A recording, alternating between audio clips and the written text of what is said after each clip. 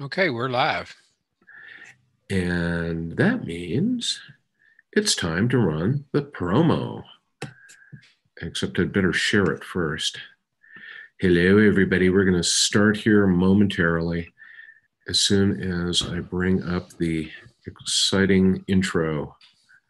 And there it is.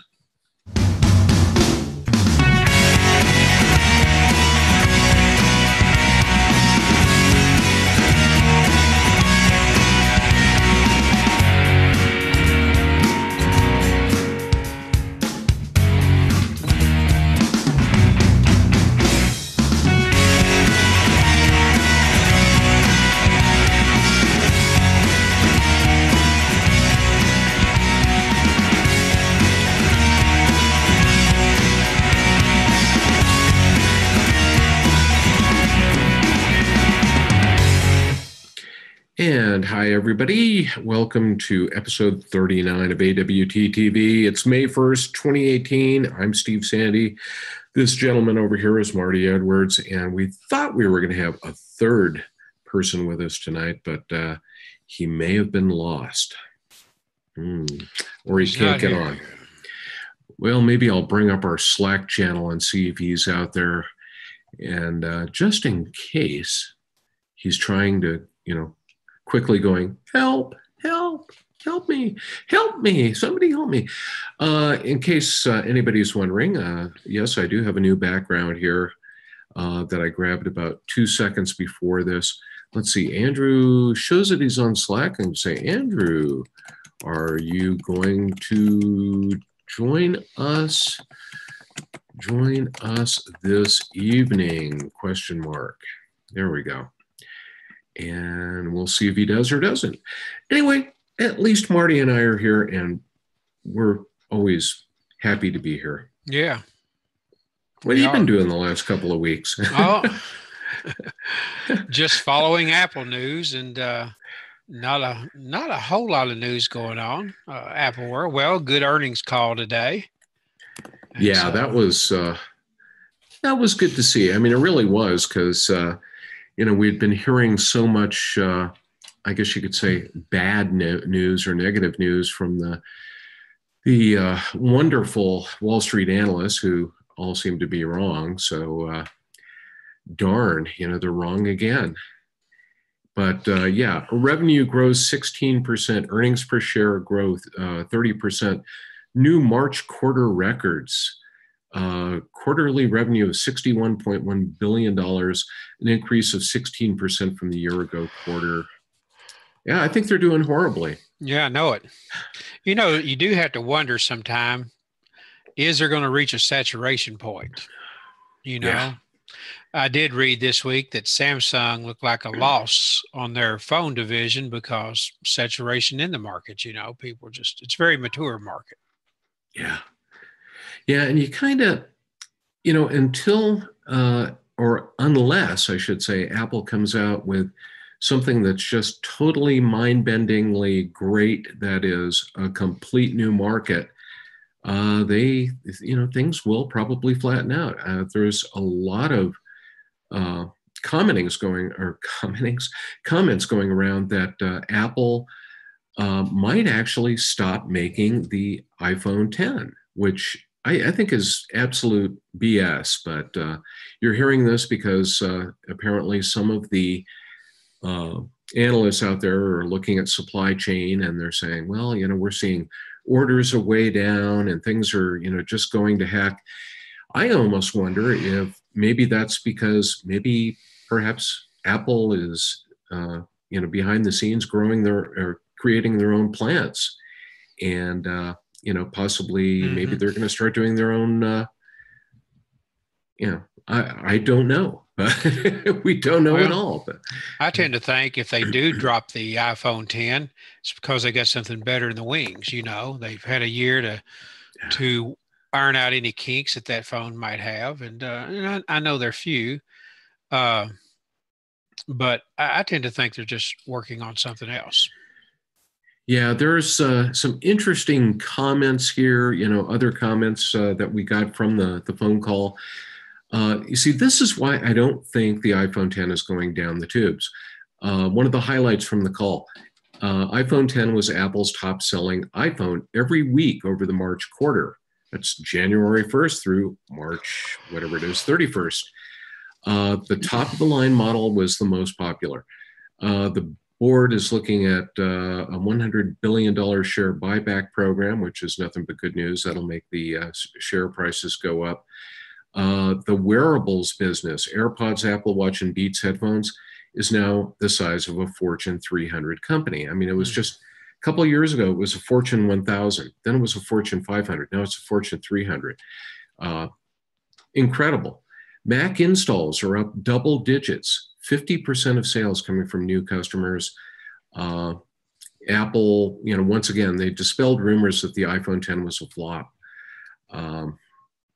So, you're getting these mixed messages. Wall Street analysts are saying, oh my God, these companies are not getting orders from Apple, therefore the iPhone 10 is going down the tubes. From Apple, you're getting things are doing really well. Yeah. So I guess the analysts are looking at the wrong metrics, Yeah.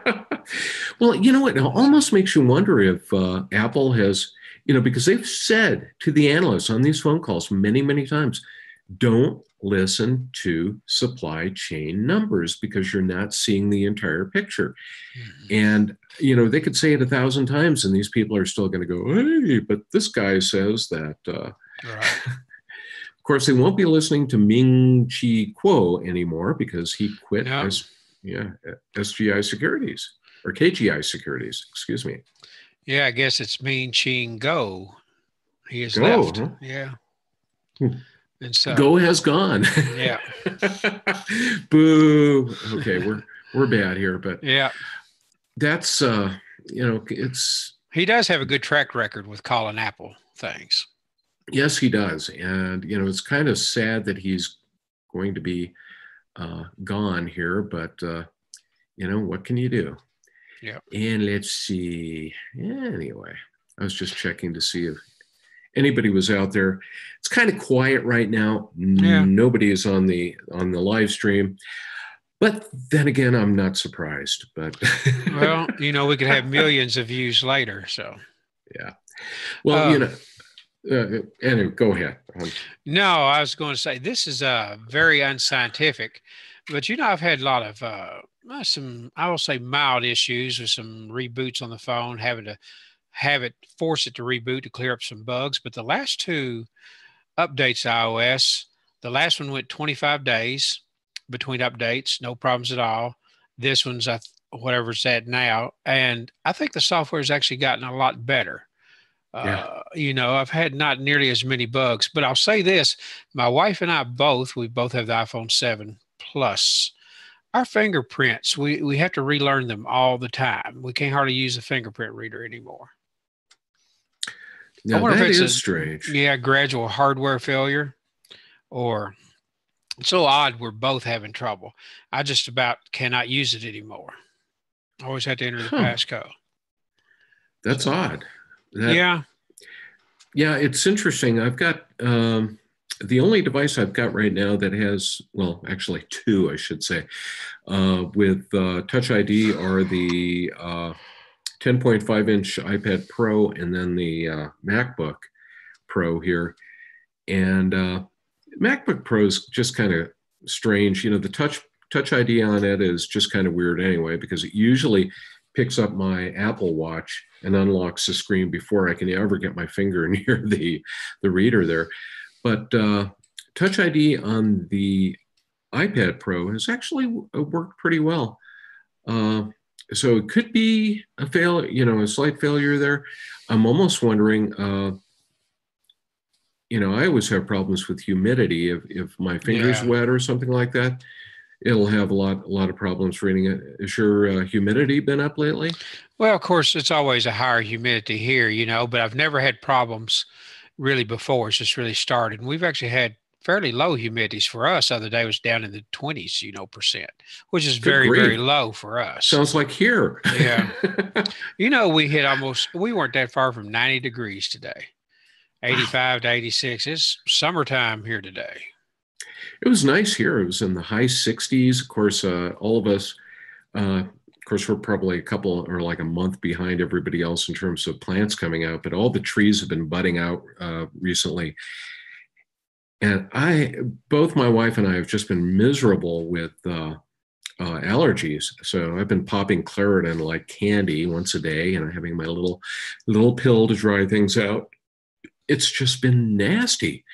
And I talked to so many people who live in the area here who just never have problems with allergies, and they're just dying this year. So everything came out at once.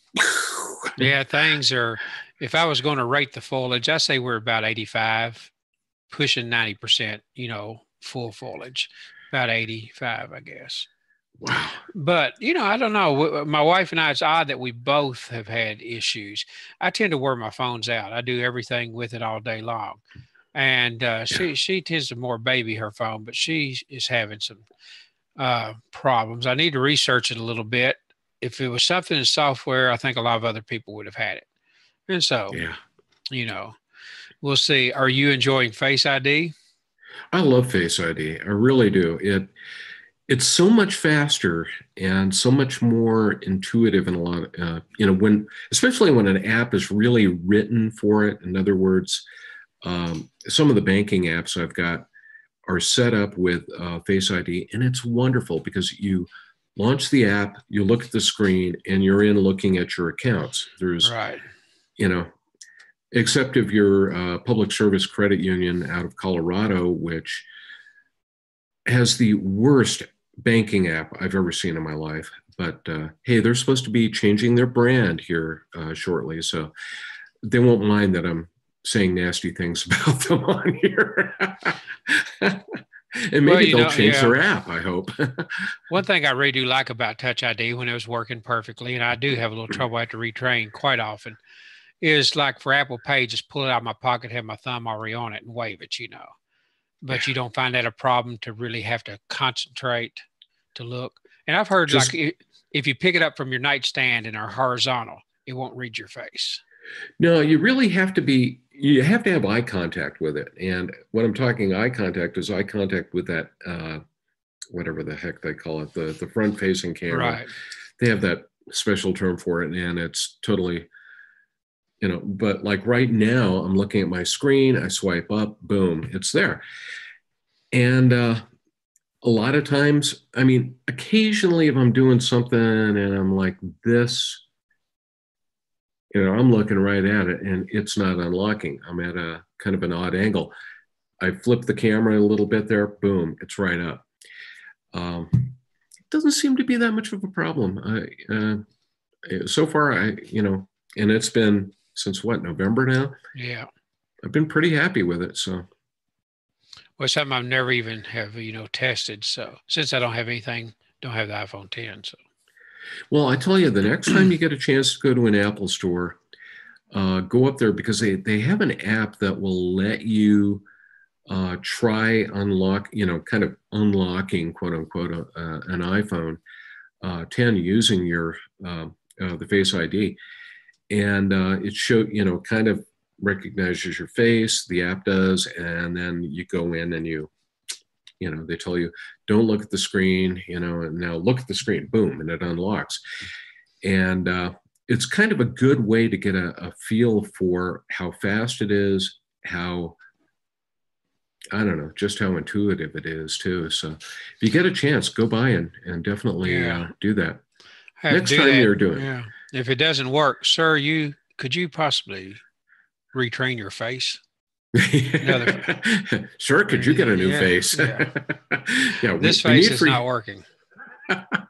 Yeah, we need for you to get a little bit of reconstructive surgery on your face in order to make things look better. And man.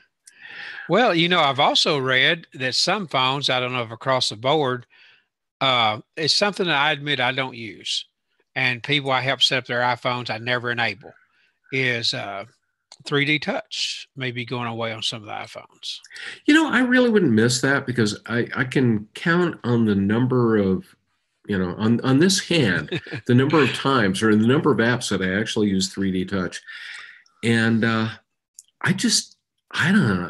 I've never used it all that much.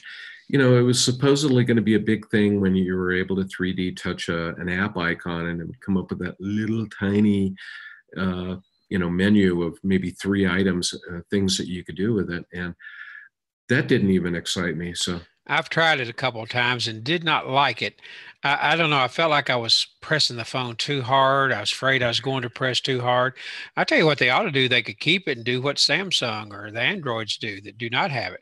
When you press, it just measures time. If you've been pressing for more than 2 seconds, it's going to pop up that context, that menu, yeah, because it just measures time as opposed to a tap. If you press, all right, he's been pressing for yeah. 2 seconds. Let's raise a menu. Yeah, So, because I think one of the issues with 3D touch has always been, I think people don't want to press too hard, and so it doesn't do anything, or it does the wrong thing. And if you do press to that point where you get that feeling that you're kind of mhm. going into the screen there, uh, for some people, it's probably like, well, big deal, whoopee, it brought up this little menu. Hmm. What do I do now? I don't care. And that's one of those items I would not be sad to see go away. Yeah, I love I agree totally. Face ID though. Mm. Well, on the 3D touch, I sort of hope they do take it away because they said if they do, that will let them make stronger glass. Then it can be Mm. thicker because they don't have to have that layer for the 3D touch. And I'm sure they measure the metrics of how often that people use it. And if they take it off Yeah, of one of the iPhone 8 LCDs or whatever the next phone is off the LCD phones, I think we'll see it eventually go. Apple is not a company to say, we were wrong, this isn't working out. They just sort of let it die on the yeah, vine. yeah, Well, all right, another loss this week, the airport and the routers from Apple. I really hate to see some of those things go. yeah, yeah. That was I guess you could say, kind of a surprise. It wasn't a surprise because we Yeah. had heard like 3 years ago that they might be getting rid of it, or getting rid of the line. Um, I always thought they were really pretty good. I Yeah. like the fact that you had this the airport app that you could use either on iPhone, or excuse me, iOS or macOS, and set up the device. Um, but I guess they figured everybody else has got some sort of nice little app for setup as well. Take for example my situation where uh, I used to need actually to have a Airport Extreme and an Airport Express just to kind of get almost like a small mesh network in the house. You had that airport extender, so to speak. And then when the last airport came out, it was good, because it pretty much covered my entire home. Uh, However, when I got my, the revised new Xfinity router this year, it pretty much covered the entire house too. And I was sitting there going, why do I need 2 routers? I hate to Hmm. use one from, Xfinity, that's just as easy to set up. They've got their own little XFi app that you can use to set this thing up. Um, I don't know. I finally said, I don't need this Airport Express or Extreme anymore. And it's now up for sale if anybody wants it for $100. Oh, I'm gonna cover my ears every time you sell something. Uh, I'm but actually taking a yeah, bunch of stuff, a bunch of electronics to the recycler this weekend. They've got a free recycling thing going on, and you'd be surprised how much is just going to go bye bye. well, I read an article on another site, and I don't remember the name, but they said they felt like I don't remember which site I read it on. They felt that Apple was missing a golden opportunity. Why not combine router maybe with the HomePod, one Yeah. unit together, easy to set up, and Or a bunch of small home pods, smaller could be a speakers that you mesh could use as router. a mesh Yeah. network. Yeah. It really, yeah, it just seems like a lost opportunity. Hmm. I don't know why But they then don't ever again, the talk to home, us. Yeah, I don't know. yeah, but then again, allegedly the home pod's not selling well. But I can see it not selling as well as certainly as the iPhone 10. I remember sometimes I'm pretty good at guessing prices. Last year, my wife Ruby and I were watching the we watched WWDC live, and we watched of course the September event. And when they started doing the iMac Pro, ahead of time I said that's going to cost $4,999. And when they announced it, I'd hit it right on the head. And she commented, I just felt it was going to be $5,000. But when they got to the HomePod, I guessed it. I told her it's going to be $199. And then when they said $399, I nearly fell over. It's like, wait a second, somebody didn't read the memo. Yeah. You know, I don't think it's a $400 piece of equipment, at least for me, and I don't have one. Yeah, I've never even heard one. You know, I've got to admit it was a non-starter for me right off the bat, because in this business, you know, running a blog about Apple and having all these accessories out there, one of the things you get bazillions of are speakers. And there are good speakers and there are lousy speakers. And I am just so tired of Bluetooth and Wi-Fi speakers right now that, you know, I don't care if they're smart or not. I'm tired of speakers. And when I heard about, you know, Apple's coming out with this wonderful device called the HomePod, and isn't it pretty, blah, blah, blah, blah, blah, and it's got Siri built in, it was a yawner for me. And that's why I haven't bought one. I will not buy one. Yeah, maybe. Yeah.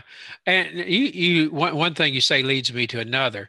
You know, I've had a lot of trouble, if anyone has watched in the past or been documented, that I've had a lot of trouble with Siri. A lot of it's my accent. Maybe I talk a little fast to it and with some odd things. I've been trying, and so I put on, as you well know, Google Voice. Well, I finally disabled that, and I thought, after I saw that they had Apple had hired about 100 engineers to work on Siri, I told Ruby, I said, I'm going to give it another try. And I am finding voice recognition much better than it was. I think I'm speaking a little slower, enunciating a little better, and the success rate is way up. And one of the reasons I want to stay with Siri, I love not having to go into an app to invoke it. I love pressing the home button. I think on the iPhone 10, what do you have to press, the power button or something to do it? Yeah, which I'm always accidentally doing, and Siri is constantly coming up. But that's probably one of the negatives about the iPhone 10. I find in a lot of cases, you know, I'll pick up the phone or I'll be holding it or I'm doing something like this, and I bump the power button and Siri ding, ding, comes up. Right. Not good, but I'm finding Siri, this is obviously not scientific, but I can just tell it's a lot more accurate recognizing my voice. And probably not as obviously as smart as Google because of the privacy thing. I've got to tell you this interesting little thing that happened. I have a friend, she was going to take a flight to Charleston, South Carolina, and she sent me an email with her flight itinerary on it. Well, I opened up my calendar and Google had already scanned my email and it was on my calendar and said, do you want to accept this? But it had it already on the date and everything. And so she actually thought that was pretty impressive, and I did too. Of course, I've given Google permission to do that. A lot of people don't like that, but I don't mind it. You know, I find it actually handy. They scan my email for packages, for flight itineraries and things, and put it in the appropriate apps for me. I find it quite handy. Yeah, as does Siri in many cases as well. You know, so right. Like you said, it's not something that I think a lot of us are horribly upset about. You know, having it do that type of thing. I always love getting the suggestions. You know, you go to the calendar app and you get a suggestion. We found this in your mailbox. Do you want to add it to your calendar? Right. It's something that you went, yeah. Oh, darn, I forgot about that. Sure, add it to my calendar. Boom, it's done. You know, one thing I was going to bring up, glad you brought up Siri. As you know, I teach an iOS class over at the local community college. And the fourth week, which was last week, one of the things that we always talk about is Siri. And I spent about the last 30 to 45 minutes of the class. We go through a lot of examples. And it always surprises me every time I do that, how some of the commands that worked previously don't work. And it worries me in some respects that I'm actually seeing it lose some functionality. And I can tell you what some of those commands were, just to see if anybody else has seen a similar type of thing going on here. Used to be if I would ask, for instance, should I wear a coat? It would take a look at the temperature for the next day, and it would say, oh, it looks like it's going to be cold tomorrow. You should wear a coat, that type of thing. Now it was just kind of coming up and going, I don't know, should you? that type of thing. Let's see if I can find. I used to be able to ask, how far is it from here to Disneyland? And it would come up and just say, from your location to Disneyland, the fastest route available is 1,233 miles, or whatever it happened to be. It wasn't that far, I'm sure. Now it actually does the directions, and I have to look at the directions in order to see the mileage and how long it would take me to drive there, which is not what I want. I just want to know how many miles, Same thing for how long would it take me to drive to Denver International Airport? It used to come up and say, with current traffic, it will take 43 minutes. Now it brings up the driving instructions again, and I have to look at that. So I think they're taking a step back in a lot of the ways that it responds to questions. And that really worries me. They definitely need to step that up. On the other hand, dictation seems to be getting better and better. I agree. Yeah. Dictation is better. But as far as just, accessing information, like you said, I do think there's been some digression. Yeah. And so it's not just me, it's you too. All of us are kind of going, what the heck is going on here? Well, do you have any interesting apps for us this week? Well, I had one I wanted to share. It's a new game that's out since last time. Let me bring it up here. I think I've heard of this one because I've been hearing a lot of good comments about it. It's probably one of the best games that I have played on iOS. So let me see if I really do like it. Let me see if I can get a new movie here and get the phone going. I was trying to see if I could attract a cat, and she's just wandering around. Well, for some reason, it's not wanting to bring my phone in. Hang on a second. Let me quit QuickTime. I had done this earlier. I practiced this actually ahead of time. But sometimes, well, you know how live TV is. Yeah, it's, unless you've got a huge staff that's sitting out there and working on everything, it sometimes doesn't work right. Yeah. Unless you happen to be Chuck Joyner, in which case everything always works right. That guy is probably the best video podcaster I've ever met in my life. Everything's smooth. All right. You ought to be seeing an iPhone screen now. I see an iPhone screen. All right. The game which we speak of is in the bottom left corner, Oddmar. And of course, Mar is the first three letters of my name, Marty. And my wife said something about, do you mean Odd Marty? Or should it be Odd Marty? Oh, nice. Yeah, she's on top of it. And so I said, that's got possibilities there or something. So that can be the next version of the game. This game was 4 years in development. Let me go ahead and open it up. I actually was still in it. I probably ought to swipe it away and just some flowers in our backyard to show you the coming on. And going through the...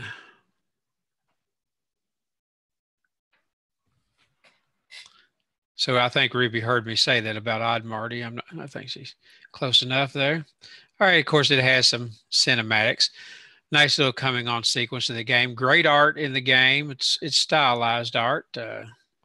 You can see. So Basically, what it is, this backstory is you're a Viking, young Viking who's been cast out of his village, and you had to prove your worth by conquering beasts and various things. And so you start out and you just go through these levels. You start out with very, very few abilities. You just swing an axe. Then later on, you have a shield and you can get a sword and do various things. Now, as you see, I'm up to level 5. I've been playing it slow because I enjoy it so well. And over at the right, I'll go over to this one.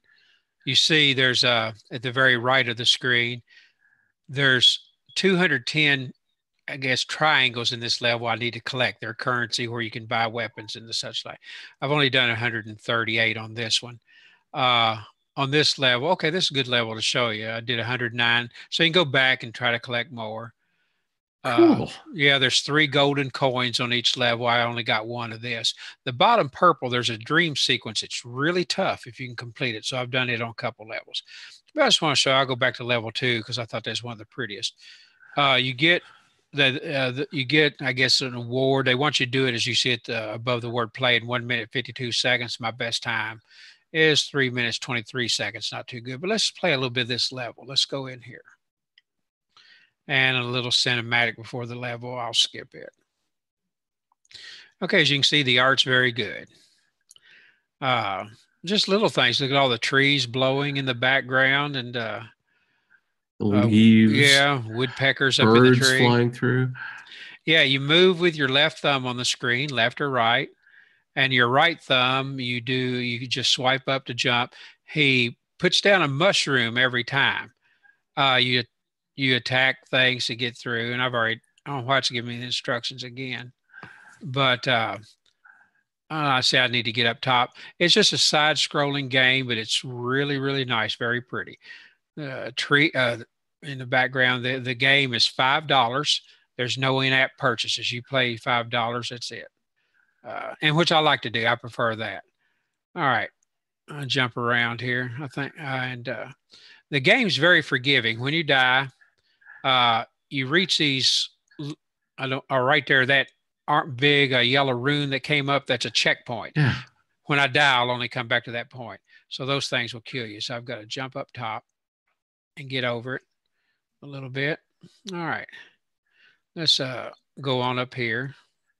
Try to. I think I got to jump here. Okay, I got to wait for that. And now I'll go down here. Little cutscene there, someone watching me. All right, I'm going to go down here. The big wheel will start rolling. I got to try to get away. Now I just had a rune that reset. Oh, I don't want to fall down there. And you see, this is basically the gist of the play. It's really, really fun, though. Oh, I like it. There's a buzzsaw. You know, that's no good for sure. And yeah, I think that would ruin your whole day. Yeah. So little puzzles to solve. Like I've got some water to get across here. And I did not. I just died. Oops. But it put me back right near it and 2 lives remaining. So as you can see, it's very forgiving. And the puzzle to solve in this, I've got to jump on these boats or whatever they are. And you can push things like this boat. See, I can push it off. There's some levels where you have to push things to be able to jump. And so you pretty well get the gist of it. Let me jump down this water here. This water's okay. And I don't know if I'll be able to get through the whole level or not. They're not very long, but I can push. What are push. those red things? They kill you. It's all I know. Looks like a giant, red sea urchin or something. Yeah, I think that's what it probably is. And it kills you instantly. So that one just killed me. So that's pretty much the game. This looks like fun. It is, $5. Just past McDonald's one time. You bought yourself a game. And it was 4 years in development. I would like to try to get through, get over those urchins there or whatever they are. I don't know if I'll get to the end or not. Ooh, we got a nice longboat back there. Now, here's a neat little puzzle right here. I've got to get up to this boat, but I can't jump over there. So I got to get up. I cut down the boat and then I use it to jump. So little puzzles like that to solve. Push this out of the way here if I can, or jump over it. I might be near the end of this. There's a cow, very stylized art, as you can see there. I think I may be near the end. Oh yeah, when I get to these, there's a rune there and thing. And so near the end, hey, I just set a new record right there. I got 152 nice. of the thing. So right here on live TV. Hey, so, yeah, with all that pressure on you there. And yeah. So that's basically cool. It. I really do like that game. I think it's definitely worth $5. Well, it really looks like a lot of fun. You know, yeah. Hey, Sande is a Norwegian name. That's my dad's side of the family. So, you know, it's the little Vikings in there. They're, you know, kind of, yeah. It's just like the family there. Yeah, I really prefer games with no in-app purchases. I'd rather pay more up front one time and not, you know, to have to purchase little things. There's no purchases, just $5. And that's it. That was pretty cool. As you can see, the graphics are really good, you know. So. Yeah. Well, and, you know, the great thing about side scrollers, especially on mobile platforms like this, is that you can sit there and you can play for hours. You don't have to worry about, you know, having a controller with you and, you know, doing all the rest of that. You got the device, you have fun. Yeah, exactly. You know, it's really is a nice little game. You can progress, and even if you complete it, you can go back and, like then I just set a new record for the number of collections of those little runes I had gotten. So you can go back and try to get them all, collect all 3 or whatever. Yeah, collect all 5. So there's a lot of replayability in that game. Well, it's my app of the week, or I guess the show, is actually one I wrote about. Wrote a little write-up of something called micro.blog. And micro.blog is actually more than just an app. It's actually a platform. It was designed by a Mac developer by the name of Matt and Reese. He does a lot of podcasting as well. So, you know, people have probably heard his name. And anyway, his idea was to, you know, he realized that things like Twitter were becoming so just horrible, you know, untenable. You'd get out there. Right. I rarely use Twitter anymore. In fact, I was going to tweet out about the show today and actually got to the point I just said, you know, it's really not worth it. I just don't like Twitter all that much. And I should have, because then maybe we'd have some people watching today. But he came up with the idea of micro.blog as being a way that you have control over what you are putting into your own little stream. It's actually like creating, it's almost like a combination, if you will, of having your own WordPress blog and having the immediacy of social media like Twitter. So you can do these short messages or you can do longer things. It also has a separate app called Sunlit, which you can use to do photo blogging. So if you want to do something that's much more Instagram-like, you can use Sunlit to do that. If you want to do podcasts, he's got a tool called Microcast, or it's I guess you could almost call it a type of podcasting called microcasting. I can't think of the name of their app, but I haven't tried it yet. But it allows you to record, and it also hosts these very, very short podcasts, like maybe 5 minutes maximum. So the cool thing about this is that you really have control over what you're putting out there.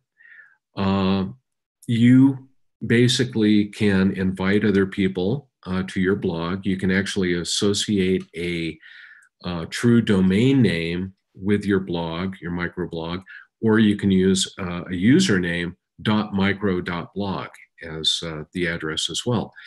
And so what I was going to do is just kind of show what the app looks like here for iPhone. Let me go ahead and do a share here. And screen mirroring. There we go. There's our share screen.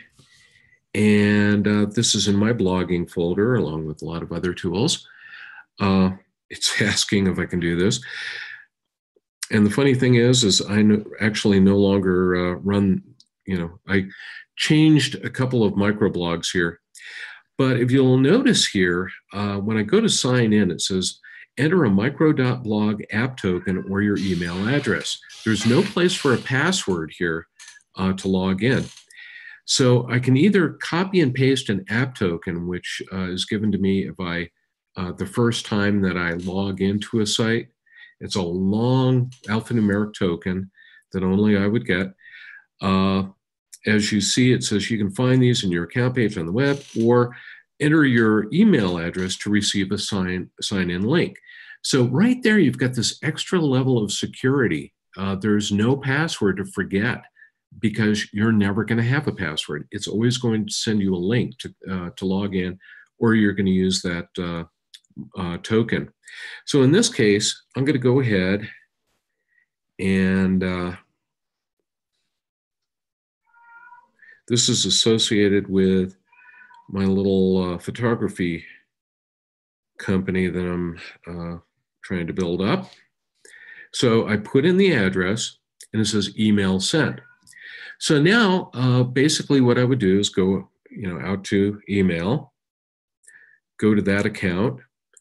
Here I've got an email, and you'll notice it says open in micro.blog for iOS.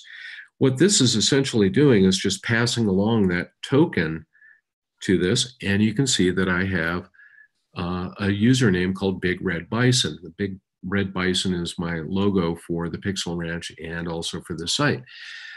I have a timeline. Oops, I guess I have to tap on that, not click on it. And what you can see here is something that looks like tweets. If I look at the first one here, I'll go ahead and tap on it. And oops. Oh, I don't know why it's not showing me that. But anyway, here is the, if you take a look at the actual site that I associated with it, you can tell that you've got a very nicely formatted little blog. And here I talked about what this is going to be about. I'm going to post photos and point followers to interesting articles about the related world of unmanned aerial systems and virtual reality.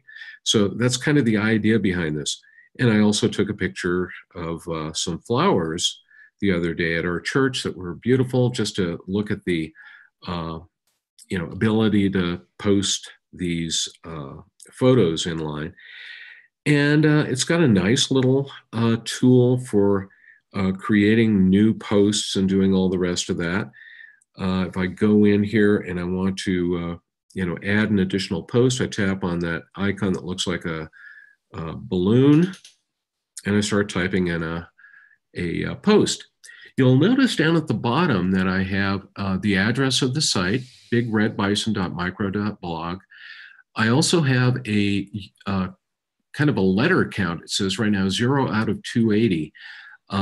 If I just do a short post that's 280 characters or less, it kind of treats it almost like a tweet, and it's just puts a bunch of characters out there. If I go over 280 characters, it gives me the opportunity to put in a title. So it becomes much more like a regular blog posting. You'll also notice just above the keyboard there that I've got a camera icon for inserting a photo. I have 3 very, very common shortcuts for using Markdown. And this does accept Markdown for writing posts. So you can definitely go in and do some pretty fun things with it. I haven't done a lot with this in the last week. I've just been kind of playing around with it.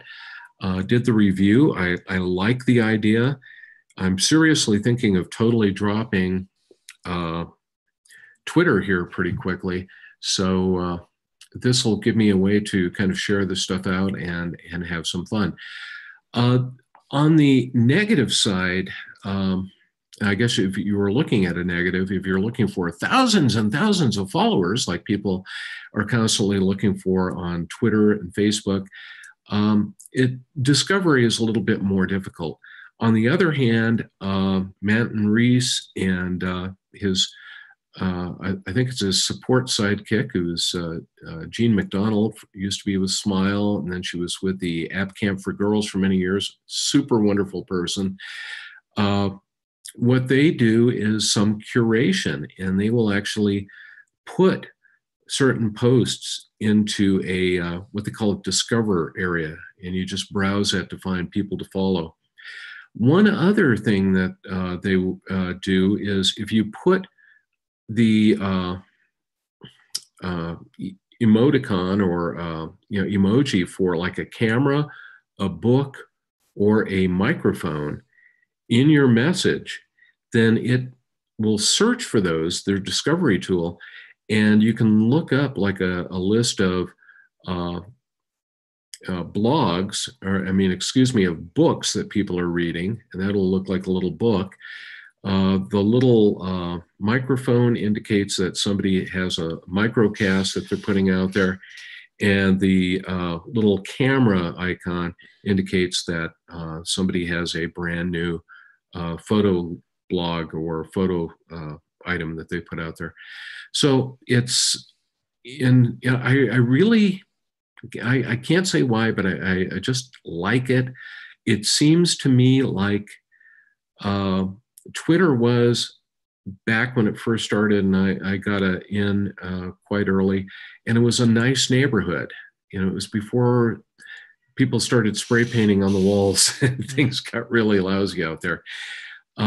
I think one thing that does keep it nice is that you have to pay for the service. It's about $5 per month. And a lot of people, they probably go, the heck with that. I'll just go and trash people on Twitter instead. But it's $5 a month. If you want to do a podcast associated with something, one of the microcasts, and have it hosted, that's an additional, I think, $5 a month or something like that. And anyway, micro.blog, if you're interested in finding out more about it. It's probably going to get me off of Twitter for good. Well, that is interesting. I'm sort of a latecomer to Twitter, and my wife later than I, but I actually enjoy Twitter, but I don't hardly ever post. I probably don't follow but 30 things, a little bit of Apple stuff, a few gaming things. I guess I just don't go into the rough parts of town, Well, and so I don't have any problem per se. I think what I found is, for instance, the Apple World Today channel on Twitter, we put it out there pretty early. We had a lot of people who were 2R readers who found out about it, and they started following it.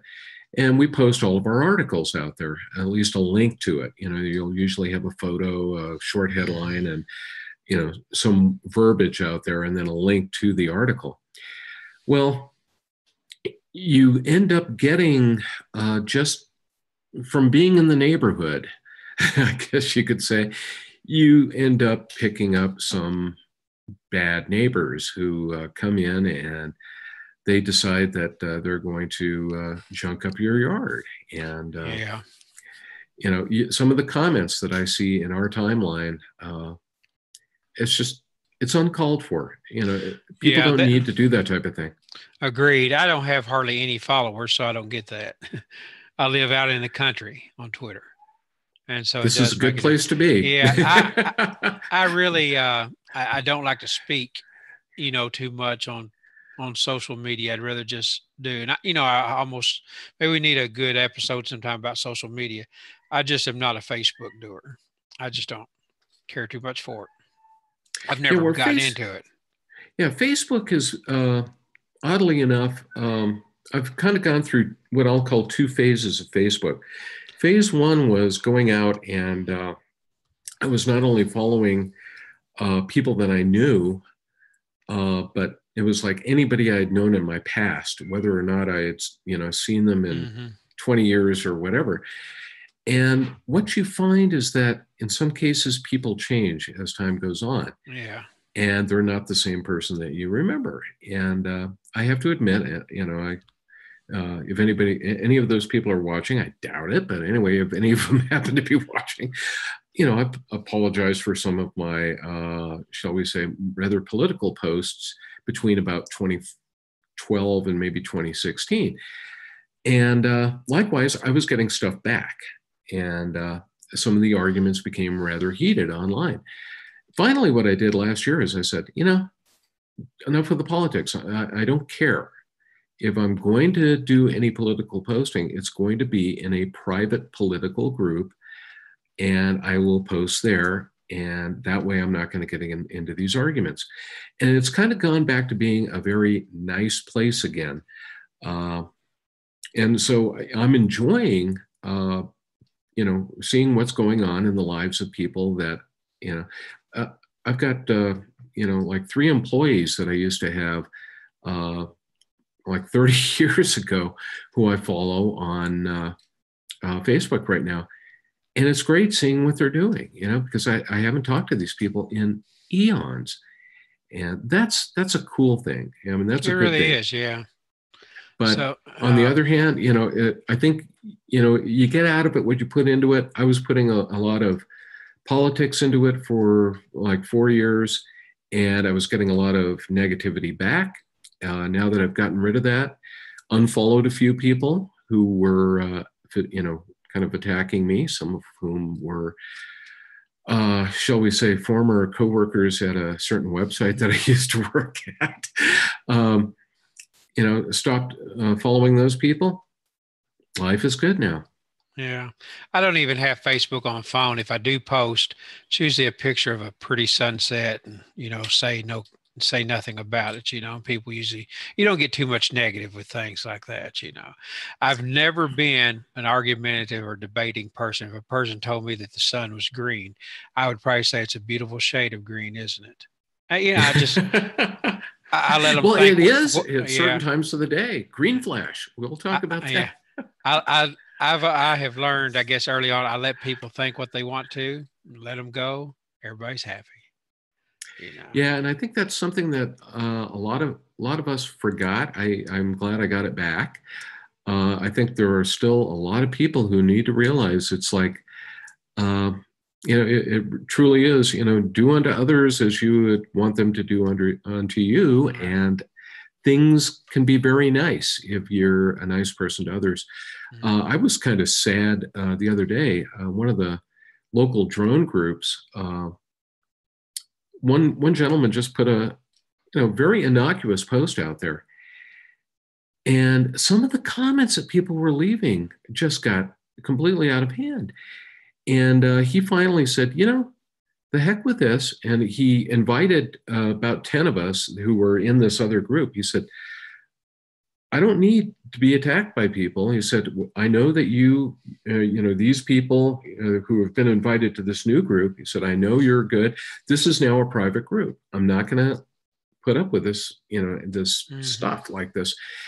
And previously he had an open group out there, and pretty much anybody who wanted could be in this drone group. And, I think he learned the lesson very quickly. I mean, it hadn't been out there all that long either. And all of a sudden people were attacking him for no good reason.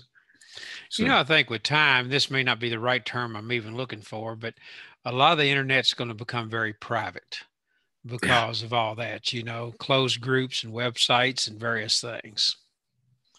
Yeah, in some respects, that's a bad thing, because what you're going to get is what we refer to as the echo chamber, where everybody pretty much has the same opinions and the same thoughts and things like that.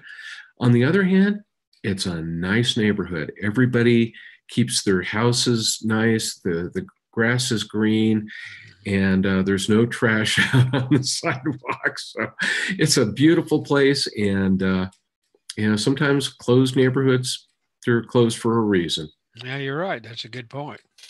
So, yeah, it's like, I think one comment, one of the political websites I'm on, guy brought up a good point. He said, if you look around at the group of people that we have here, he says, you actually see a very diverse group of people. I mean, rich, poor, black, white,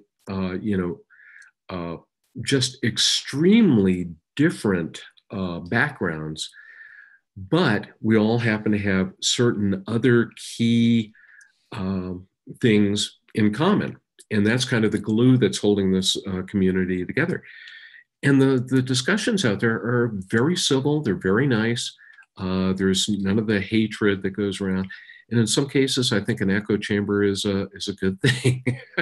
Yeah, I can agree with that. So, well, sir, got any other good news you wanted to put out there before we end it for the evening? Or I think that's about it. I'll come up, I'm sure, hopefully with an app or two by next time, just to remind anyone that is listening and us, we won't be back for 3 weeks because you'll be gone in 2 weeks, you said.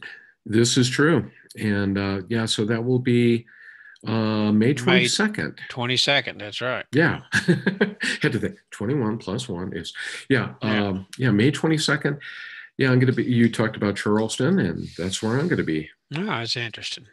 Yeah, just 5 days. So it was one of those places that we've been trying to go to for years. And every time we try to go to Charleston, something gets in our way. So hopefully this year we're going to make it. Well, wish you well. Have a good trip, and we'll probably see you in 3 weeks. Sounds like a winner. Everybody, thanks for watching. This will most likely get a big audience out on YouTube. We'll also be posting it, excuse me, on the website and on Facebook. Leave your comments. We'd really like to see you people live, in the audience, rather than kind of doing the show between ourselves. But we'll take what we can get right now, right? That's right. Well, on behalf of Marty Edwards and myself, everybody have a great couple of weeks, and we'll see you on May 22nd, same time, same bad channel. Mm-hmm.